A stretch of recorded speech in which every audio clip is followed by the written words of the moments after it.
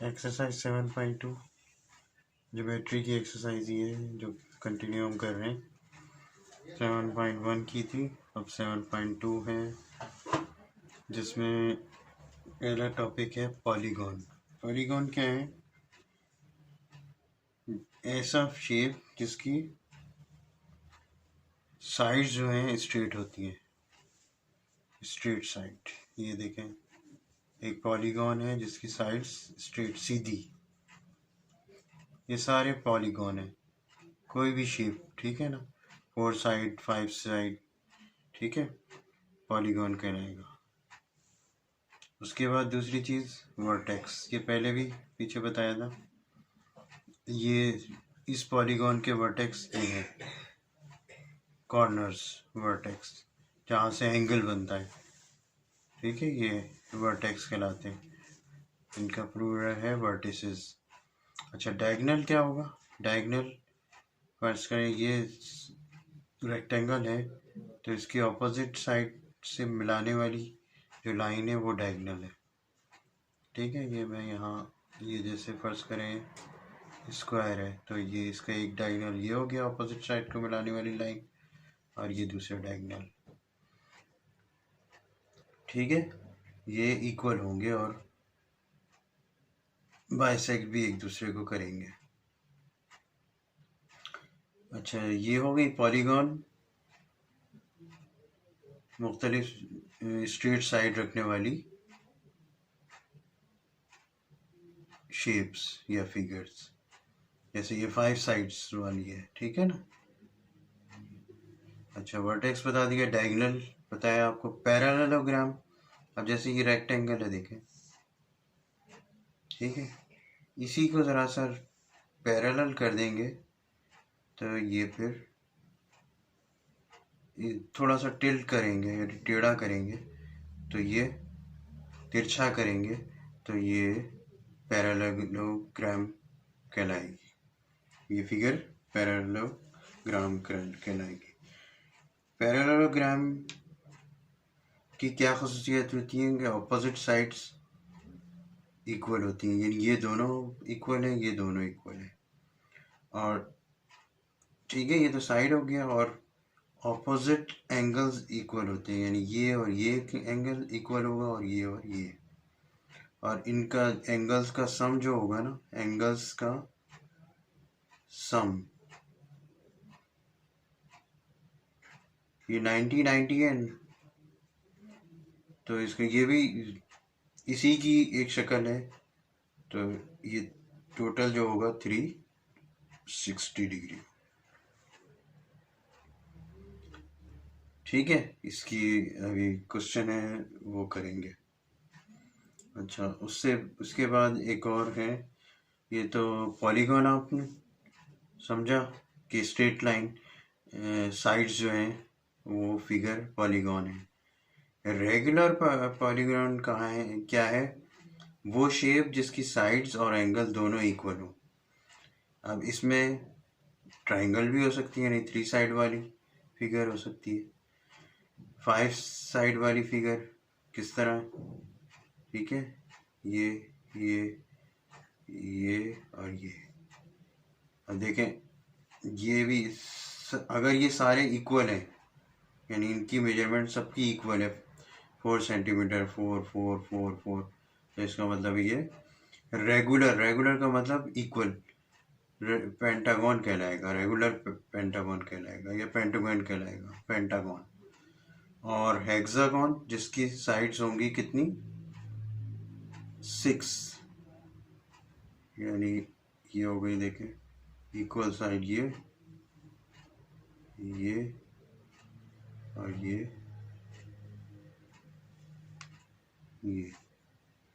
1 2 3 4 5 6 equal sides हैं, तो फिर ये 6 साइड वाली फिगर क्या कहलाती है, हेक्सागन।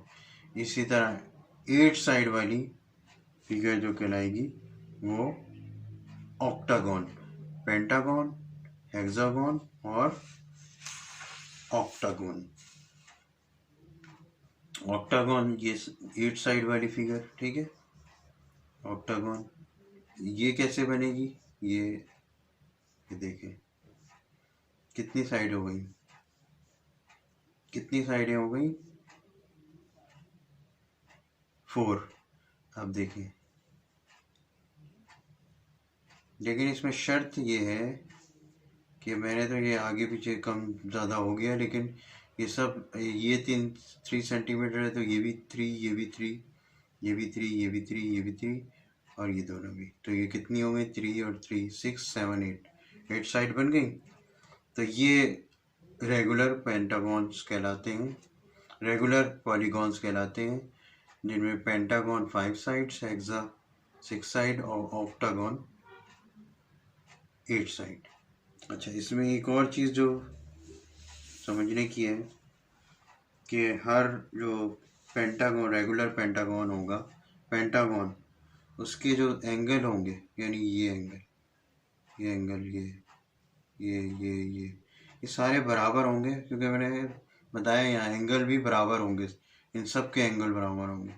तो इसका जो एंगल होगा वो 108, हर एंगल 108 होगा, ठीक है। इसी तरह हेक्सागोन का हर एंगल जो होगा वो 120 डिग्री होगा, और ऑक्टागोन का हर एंगल 135 डिग्री का होगा, ठीक है। ऑक्टागोन का, पेंटागॉन का 108, हेक्सागोन का 120 और ऑक्टागोन का इसी तरह, और ज़्यादा साइड वाले भी हो सकते हैं। तो इसके लिए एक फार्मूला है जिससे आपको पता चल जाता है कि अगर कितनी साइड हो तो कितने उसके एंगल होगा उसका।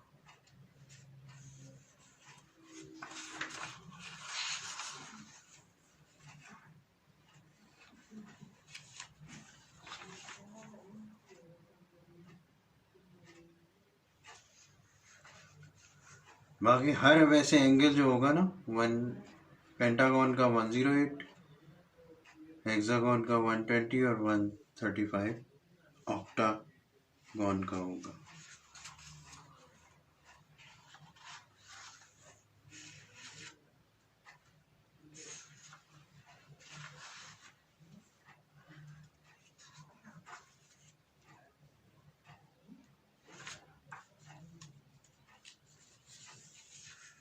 अच्छा, अब इसी तरह ये अगर आप आगे देखें, ये 7.2 का इसका एक ही क्वेश्चन नहीं, इसके हैं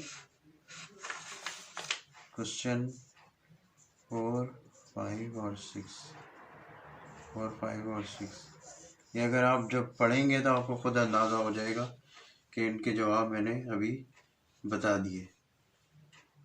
यानी 5 और 6 देखें question, each angle of regular hexagon, regular hexagon का ईच एंगल कितना होगा ये कुछ पूछा है, तो ये 120 होगा। ये क्वेश्चन नंबर 5 है, ठीक है, क्वेश्चन 5। और ये और ऑक्टागोन का हर एंगल 135 डिग्री का होगा, यही 5 और 6 में पूछा है। अच्छा, 4 में जो पूछा है क्वेश्चन 4 में कहा है उन्होंने कि एक पैरेललोग्राम है और उसका एक एंगल उन्होंने बता दिया कि 25 डिग्री है। पैरेललोग्राम है, ठीक है, इसका एक एंगल बता दिया। अब मैंने क्या बताया आपको कि पैरेललोग्राम के जो एंगल्स का सम होता है, यानी angle 1 plus angle 2 plus angle 3 और प्लस एंगल 4, इनका सम 360 डिग्री होगा। ये यहाँ बताया, देखें पैरेललोग्राम का सम। अच्छा, अब एक एंगल 1 फर्स्ट करें, इन्होंने दे दिया 25 डिग्री। ठीक है, ये 1 है, एंगल 1 इसका नाम देते हैं, 2, 3 और 4। अब मैंने जब इसकी डेफिनेशन बता रहा था, मैंने बताया था आपको कि उनके ऑपोजिट एंगल एक जैसे होते हैं। तो अब ये वाला एंगल यानी एंगल 125 है, तो इसका मतलब है इसका ऑपोजिट एंगल 3 जो है, ये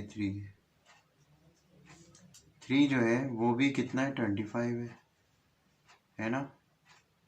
अब एंगल 2 नहीं पता और एंगल 4 भी नहीं पता और 360 डिग्री टोटल है, ये तो हमें पता है।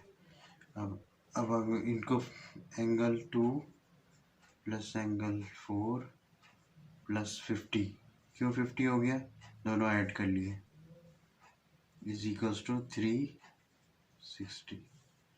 अब angle 2 plus angle 4 is equals to 360 degree minus 50 degree. क्यों माइनस कर दिया, ये यहाँ प्लस हो रहा है, वहाँ ले जाके माइनस कर दिया। तो एंगल 2 प्लस एंगल 4 का सम होगा वो 360 माइनस 50 का मतलब 310। ठीक है, अब क्योंकि दो एंगल ये भी एंगल बराबर थे, ठीक है, ये दोनों, तो ये वाले भी एंगल ऑपोजिट एंगल बराबर होंगे।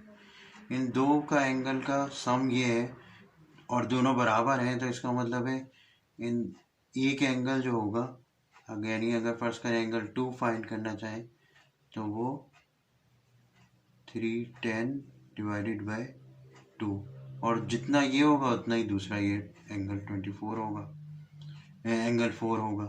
तो एंगल 2 इज इक्वल्स टू, ये डिवाइड कटिंग कर लें,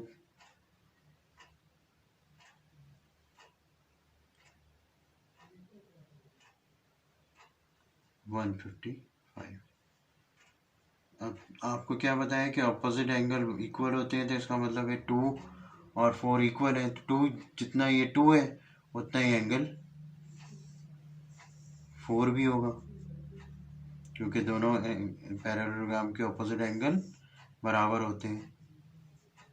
तो ये इसका सलूशन है क्वेश्चन 4 का। बाकी मैंने ये बता दिया आपको, ठीक है, सारी डेफिनेशन बता दी, तो इसको आपने कंप्लीट करना है। और सारे ये काम जो आपको करवा रहा हूँ मैं, ये आपने अपनी नीट कॉपी में करना है, और जो असाइनमेंट दे रहे हैं, जो वो मैं अलग से शीट देता हूँ रिव्यू क्वेश्चन की, वो आपने शीट्स पर सबमिट करवाना है।